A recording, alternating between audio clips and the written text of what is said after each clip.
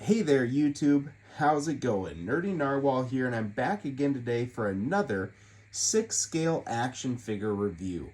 Today we're going to be taking a look at something a little bit different than what I usually do on the channel. This guy's not historical, this guy's not a piece of fantasy, but we are getting into that late summer, early fall time of the year, and he's definitely an icon of horror. Today we're going to be taking a look at a 6-scale Hannibal Lecter from the NBC television series Hannibal. Now, this is a third-party action figure, so it's not actually licensed. But boy, did Present Toys knock their Bloodthirsty chef out of the park in terms of likeness and what you get. So without further ado, let's dive on in and take another look. So first, I'm just going to get a little bit closer and we'll play around with the lighting a little bit, how he's looking up, get a couple of different angles to just see aesthetically how that likeness is captured with this action figure.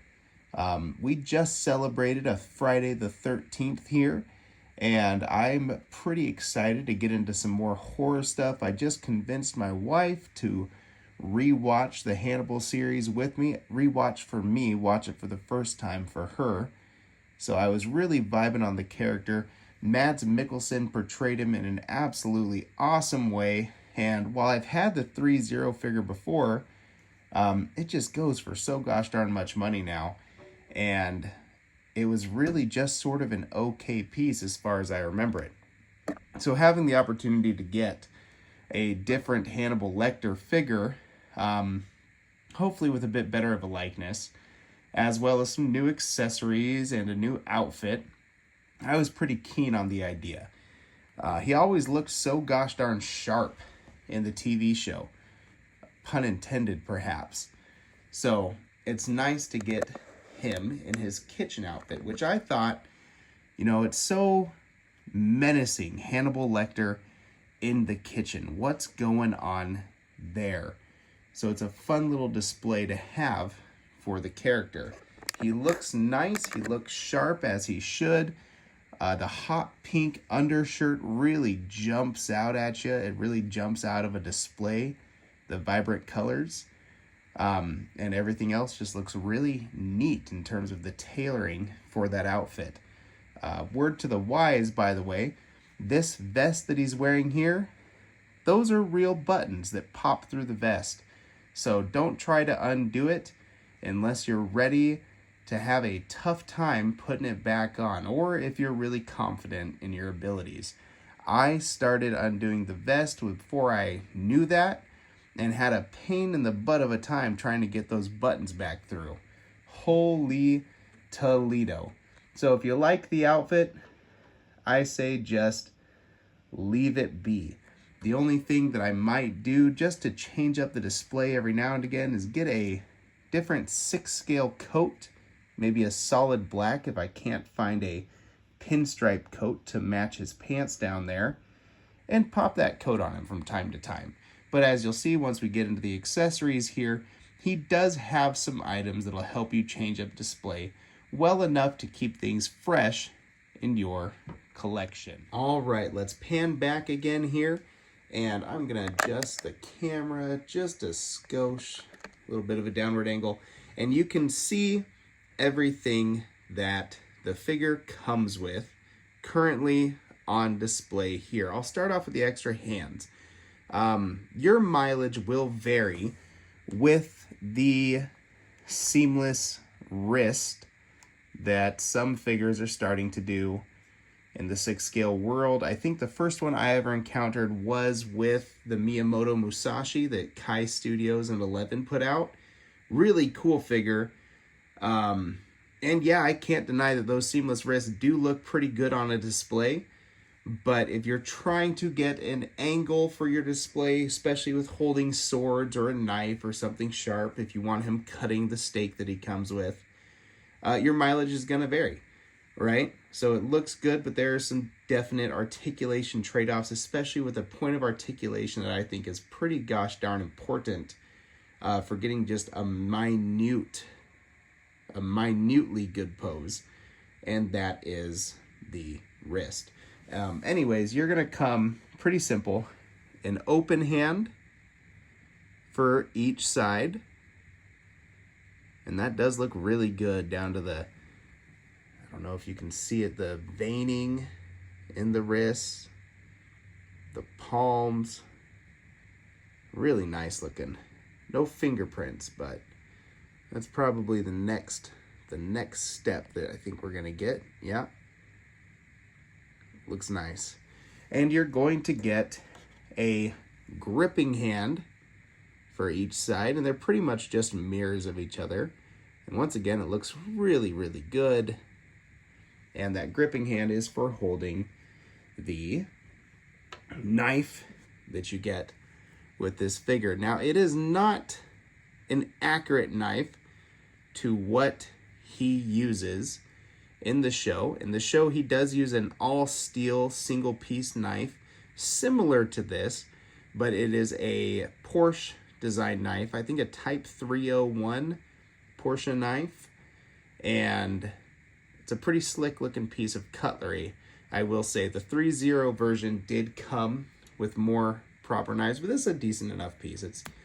It's all metal, so it's sturdy, and from a distance, if you're just looking at the figure holding the knife, it's close enough, right? They didn't get too far off. They didn't give him a chef's knife with a wooden handle. It is that all steel design. It's really only under scrutiny that you're going to be able to tell that that knife is not exactly what he was using in the show. So it's nice. I'm glad that they gave us a piece of cutlery, something dangerous to add to Mr. Lecter. Always kind of nice to give your figure something stabby. He's going to come as well with this nice little chef's apron, which I'll put on in a moment. He's going to come with a towel, right? That's pretty nice for wiping off his hands or perhaps wiping off his knife as he prepares a meal. And this is what I really liked about this piece in particular, especially when compared with the 3.0 version, is you get a nice little diorama. How sinister did they make it in the show? How dangerous did they make it feel when Hannibal was in his kitchen doing something as simple as cooking? We know what Hannibal is all about, Hannibal the cannibal. So these scenes really struck home. They really put you kind of at an unease. So it's really nice to get that. On his cutting board, you get 3 pieces of steak that he just cut. These are all movable, organizable. And that cutting board itself, let me slide those steaks off. There we go. Hopefully it's coming through. It has a decent enough little wood grain. Yeah, looks pretty nice. Feels pretty nice too. And the pieces of meat look very well cooked. That's almost a perfect medium rare if that's coming through on the camera right there. Hannibal knows what he's doing. And nice texturing and detailing throughout. That is a really enjoyable little accessory that it comes with. I love having a little tiny bit of a diorama on display. I feel like that always helps crank up a display to 11. The table itself is pretty accurate to the one he used in the show. Sleek, all stainless steel design with a hole at the top for fluids to drain down out of so they don't pool on the table. And it looks really good just right there in front of Hannibal. Now, on top of all that, you are also going to get a wristwatch. And please forgive me for not wanting to go through the process of putting that watch on and off again. The straps themselves are really just a couple of pieces of pleather that you have to buckle through like that and tighten all on your own. I feel like doing it one too many times. I have to use a pair of tweezers to get that small because my fingers just don't do it. I don't have the hands of a factory worker, sadly. I feel like doing it one too many times and those straps are going to eventually degrade and break, and then you won't be able to put that watch on them. So I put that watch on him, stuck it on there, and I left it for all time. That is my intention. That's what I'm going to do. And I guess finally, he does come with a little display base there that says Hannibal on it. And that's pretty nice. I do like that even though it's a third-party piece, they didn't put Bloodthirsty Chef on there. They actually just used Hannibal, the logo from the show. Perhaps a bit ballsier of a move for them, but one that I appreciate. Now let's just see how that apron looks when it's on the figure. You're going to position your Hannibal around backwards like that, and it comes in the box wearing it. I just took it off, so there we go. Tighten that up. Doesn't need to be perfect. Make a little loop, pull it through, and voila. Again, that's far from perfect, but it really does get the job done nicely. It'd almost be fun, I think, to get some blood for the blood god and slop some red paint, some blood spatter going across the figure.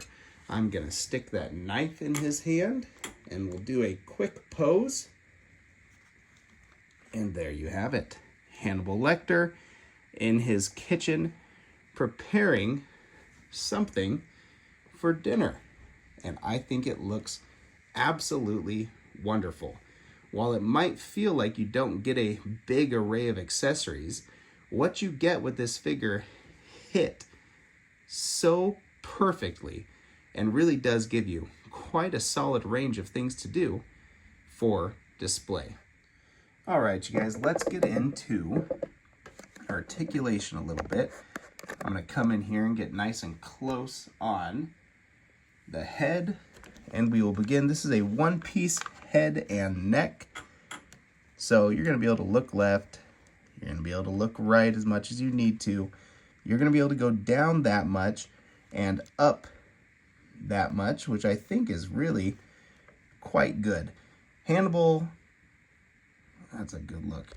Hannibal isn't really doing a lot of extreme crazy action, so you're not going to need that double piece neck as you might with some other figures. He looks up and down plenty, enough to adjust his height if you're going to have him on display with any other 6-scale figures. If you're having him doing something conversational in the kitchen, just a little simple tilt down, look to the side, look up, is going to get it done for most of your poses. And yes, importantly, he can look down at what he is preparing for dinner. Now let's pull that back a little tiny bit more and look at the arms. These are going to be your standard 6-scale arms. He can T-pose out about that much. He can rotate forward. It is going to be slightly hindered by the shirt, but well, really, I guess not. He can get it all the way up. The higher up you pull on that shirt, though, it is going to expose that elbow. If that's a problem for anybody, you might want to limit how high up you move that shirt and keep on adjusting it down so that it covers that elbow joint. You're going to have a swivel up here at the bicep, which is essential for getting that hand to go where you want it without that wrist joint. And you are going to get a really good double elbow bend, which is going to allow him to bring his hand up just about all the way to his mouth for doing those essential things such as eating. You have a bit of an ab crunch in there, which is relatively unhindered by his outfit. You get plenty of rocking back and forth. His legs are going to kick all the way up to 90 degrees. However, and this is a minor pet peeve of mine, when characters come wearing things like a suit, I feel like they really need a pair of socks, especially if you're going to pose them a little bit more dynamically to the point where that ankle is going to start to show. Because as you can see, it's pretty ugly having such a snappy looking character like Hannibal. Then all of a sudden, that 6 scale ankle pops out and makes the figure look like he's not wearing any socks. Hannibal would not put on his dress clothes and forget to put on socks. So I usually just go online and buy a pair of 6 scale socks and wrap them around, and it looks all the better. Anyways, he also has a solid double jointed knee there, which is going to allow you to do whatever it is that you want to do with the figure. Swivel up there. And his ankle works. Let's see if we can get that to refocus. His ankle works pretty gosh darn well. There we go. Get some pivot action. So it articulates exactly how you would expect a 6 scale figure to articulate, relatively unhindered, with the only drawback being he does not have articulated wrists. And that head sculpt is, in my opinion, an improvement over the last one that we'd gotten from 3.0. It's definitely more in line with that pretty solid 11 head sculpt that we got in a little while back, which I think is currently being reproduced all over eBay. I don't feel like I'm going to need to buy one to upgrade, though. It's a pretty strong likeness, especially from this angle, to Mads Mikkelsen. And all right, that's going to just about wrap things up. Let's get to some closing thoughts. First of all, the price point. That 3.0 Hannibal figure now, it's going to run you just about $400 probably. You can score a better deal, $350 here. But $400 seems to be what most people are going to be asking for. And, you know, there are people that ask for it for even higher, grotesquely higher, but they're not going to sell. So if someone's going to actually purchase it, 400 seems to be where people are actually buying, that happy medium between sellers' asking price and what buyers are actually willing to pay. This guy comes in substantially cheaper. At about half that cost, he's about $200. If you already own the 3.0 figure also, I don't think that this is necessarily a bad piece to pick up, because you get some great new accessories in the addition of that diorama display, an entirely new outfit for Hannibal, and you know, he switched things up pretty regularly in the show, wearing something different every episode, only ever taking off his gentleman's jacket when he was in the kitchen. So it's cool to have two separate looks for him. Or if you just wanted to update the head sculpt for your 3.0, pop that head sculpt onto there, put your 3.0 one in this little diorama display and put that back in the box. Either way, it gives you a lot of new options. And the accessories that you're missing out on from the 3.0 release are all things that you can pretty easily pick up and give to this figure if you're worried about the lack of accessories. The exclusive statue with the elk is something that you're not going to be able to find too easily, but something as simple as a 6 scale wine goblet, you can pick that up on eBay, a 6 scale wine glass. You can pick up, I don't think the 3.0 one came with it, but a fork or a knife, and you can add a lot to this diorama if that's what you want to do. So price-wise, I really could recommend you looking for the Present Toys Bloodthirsty Chef as opposed to the 3.0 Hannibal Lecter figure. If it's a choice between the two for you, you're not missing out on much, and I think you're actually getting more going for this version, which I like quite a bit. I'm pretty happy to have this in my collection. The only sort of modifications, again, that I might do if I commit to having this guy in a horror display for a long time, maybe I will spatter some blood on that bright white apron. I think that would look pretty gosh darn good. Otherwise, there's not much that I can think that I would want to do. Having him just ominously looking over this steak, cutting it into a couple of pieces, is excellent. That's great. That's an awesome display, which I think I'm going to keep around for quite a while. But anyways, guys, I'm here to help you make an informed buying decision. So if there's something that I missed out on in this review, or something that you feel, a question maybe that I could further elaborate on or answer for you, feel free to let me know in the comments. I'll answer your comment, or if needs be, make another video review just for you. So let me know. Otherwise, are you going to pick this guy up? Did you already pick it up? What are your thoughts on the piece? Let me know. Stay happy, stay healthy, and stay hydrated. Thanks for watching. Nerdy Narwhal out.